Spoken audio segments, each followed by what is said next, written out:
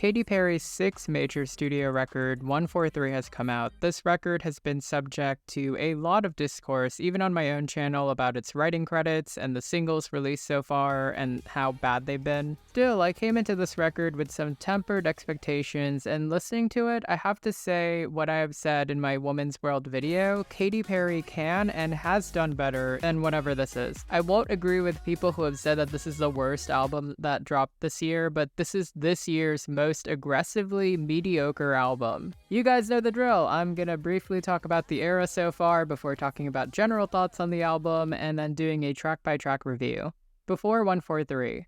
Katy Perry actually built up a lot of goodwill. From singing at the inauguration to her acclaimed play residency in Vegas, people were actually excited for her comeback. She even teased her new album, ending her residency, daring people to call her a flop again. Katy went into contact with her previous collaborators on Teenage Dream to form a new album, and she did actually quit her run on American Idol as the judge to show everyone that she is serious. The album was unveiled in July along with its very panned lead single, Woman's World. That song went on to chart at 63 and then just fall off. Many, including myself, criticized its mixed messaging and dated, boring production. Katy went on to follow it up with Lifetimes, which was better received, but it just failed to chart. That music video actually stirred up controversy for potential environmental damage to the dunes in Spain. Only recently was Perry able to shift the tides when she was awarded the iconic VMA Vanguard Award and gave a truly amazing performance of her previous hits as well as I'm His, He's Mine with Doechii, the latest single on the album before it officially released. Which brings us to my general thoughts. 143 is a straightforward dance record, something that I admit it actually commits to and helps contextualize the album. Because of its genre, lyrics are put on back burner purposefully, instead focus is given to Katy's vocals and the productions. Katy's vocals on this are actually the best part of the album. She sounds just as good as she did on her older works, but the production is where this album really just falls apart. 10 of the tracks are produced by Dr. Luke, who we've discussed time and time again on this channel for his shady business practices and alleged assault of fellow pop star Kesha. These things kind of helped sink the era before it even began, and it cast a bad light on Katy Perry. Let's table that for a second though and just look at the music. Perry called upon Luke as well as previous collaborators to form this album, a gamble that just did not pay off. There are actually some solid fragments of good songs buried in here, but the album as a whole just doesn't work. Luke's production is cohesive but just ultimately forgettable, unlike previous Katy albums that had a lot of hooks that just stayed with you for years. There's not one single melody in here like that. And ironically enough, the one song that I fell in love with on first listen, it ironically ended up being the track that Luke didn't produce. That was the album closer Wonder, made by Stargate and Circuit, who should have produced this album. That track also had the most meaningful lyrics, and it felt like the most Katy Perry track on the album. Which brings me to my next point. This album is the most anonymous Katy has ever just sounded in her career. Everyone loves to drag Witness and Smile for being records that didn't have hits, but at least on those records, Katy's personality was still present. Whether it was through odd lyrical choices or the passion of her voice in the tracks, those records felt handpicked and handmade by Katy herself. 143 feels grossly impersonal aside from a few moments. The vulnerability, the relatability that made Katy Perry a star to begin with is just not here. You could substitute Katy Perry for another pop star in most of these tracks and not really feel the difference. If you told me that some of these tracks were Kim Petras rejects, I wouldn't question you. And that is no insult to Kim, by the way. You know how some movies have fake pop girl tracks in them? Some of the tracks in this just felt like those. Quick aside, check out Lady Raven from Trap. I thought that those ones were actually really good. And part of that, I believe, is because of the credits on this album. Each song has 5 or 6 writers, even when you take out sample writing credits. Again, 143 never promised to be the best written record of all time, but it amazes me how many cooks were in the kitchen, and would it kill them to give Katy a solid bridge? Katy's bridges have always been really nothing short of legendary, so the songs here just come and go too fast because there are no bridges. One thing I will say is that I thought the features were pretty fine. I thought that Doechii actually helps make the case for I'm His, He's Mine. Kim Petras is okay on Gorgeous, a track co-written but not produced by Max Martin himself. 21 Savage works on Gimme Gimme, and so does Jid on Artificial. That track I actually did like a bit. Another thing I really do like is this album's aesthetic. I thought that the futuristic looks actually do a favor to the album. Her VMA's performance really proof that she could actually sell out the tour even if the album underperforms. But my last general thought and takeaway here is that Katy definitely misunderstood why she even became a pop legend to begin with. It was never Dr. Luke that was why you were successful. It was your impeccable timing and understanding of what was trendy. It was her quirky personality, and just a little bit of the songwriting magic from Bonnie McKee, who should have come back for this album. Shout out to Hot City. I'm personally curious to see where she goes from here. I wonder what the next record will be. Maybe a revisit to her rock roots. I think that would be a great way to pivot, or maybe even another genre altogether, but 143 is cooked. It just was not it.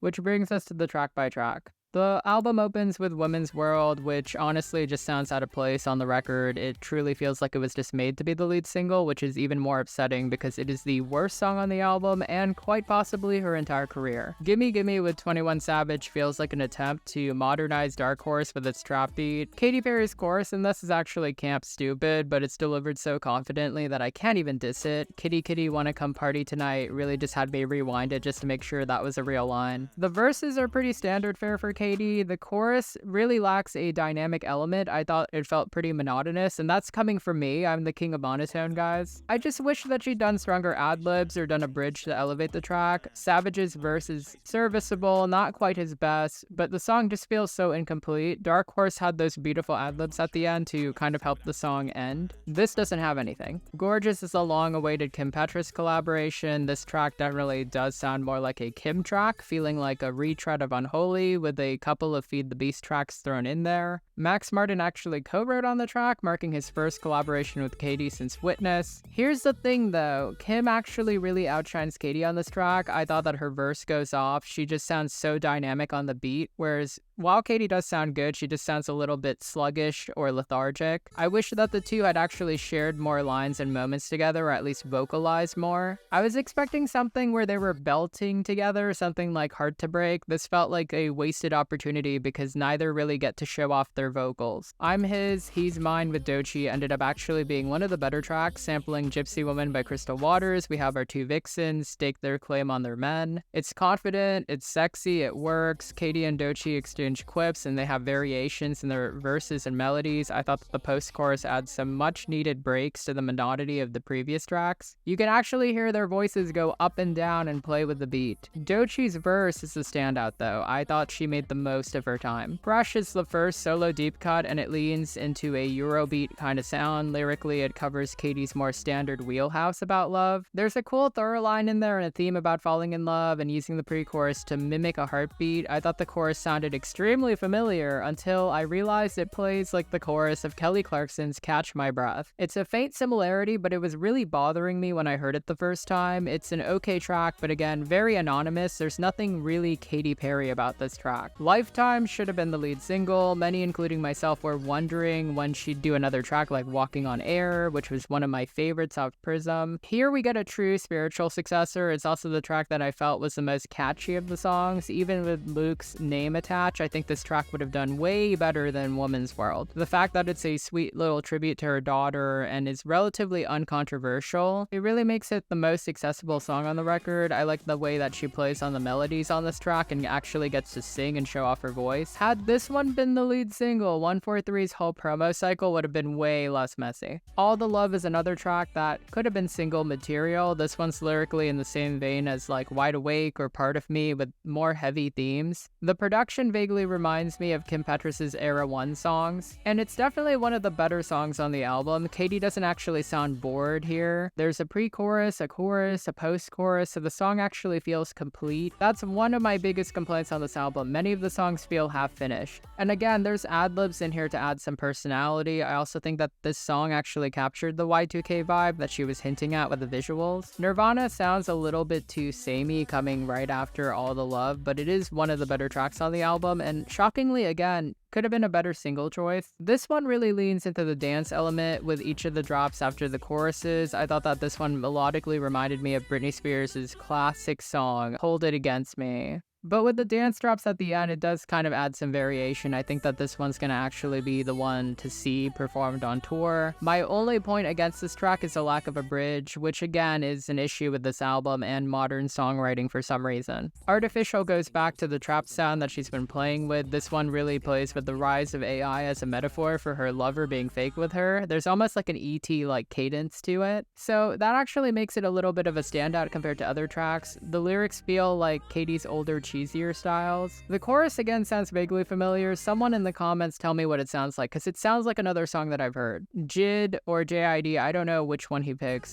Don't roast me in the comments. I went with both. His verse is actually my favorite feature. He rides on the beat. He gives us a classic solid verse that really sets up that final chorus from Katy. This one is one of the top 3 on the albums just because it's really well structured. Truth is the last track produced by Dr. Luke on this record. It is a tepid, mid-tempo confessional track about an untruthful lover. Aside from an interesting chorus, this track actually does feel like a filler track to me. I thought that it was just a little bit too repetitive for me. The second half of the chorus breathes some life into it with the show me the fire, show me the flames. It adds some variety. But this one was definitely one of the most generic tracks on the record, so it was a skip for me. The final track is Wonder, and I think it is the album's best track. I cannot believe that Katy nearly cut this track off the record. Produced by Stargate, this track still fits in with the rest of the album, but opens with a child singing the chorus before going into Katy's classic motivational pop mold. It almost sounds like something that you would play in a Disneyland fireworks show, and there's something really sweet and sentimental to it. It's about maintaining your wonder and belief in the world, positivity in a very cynical place. Verse 2 is dedicated to her daughter, telling her to keep her chin up. I just really felt like this track was heartfelt. It truly felt like her older works, if she was really aiming for that. And she really does sound alive on this track. I wish that the rest of the record felt more like this track. Maybe not even the production, just like the energy on here. Katy is at her best when she is inspiring people. That's why Roar is one of her biggest hits. Much of her discography that really does have an impact are the ones that people can soundtrack their life to. This one actually does feel like it fits that mold. All in all, 143 isn't the complete dumpster fire of a record that some people imagined it was going to be, but it's also not the comeback that we wanted. Instead, it's just an album, something that gets played maybe once or twice out of curiosity and then just goes. I don't really see this being something that people actively revisit for years from now, maybe even next week, and that's a shame. I have to give it a 5 out of 10. If you are a Katy Perry fan, go listen to it. If you're a casual listener, I think you'll hear maybe 1 or 2 more of these tracks, or maybe not ever because the playlist reach is terrible. And that's a wrap. Thank you so much for tuning into this review of 143. I was expecting to make an absolute roast fest, but instead I ended up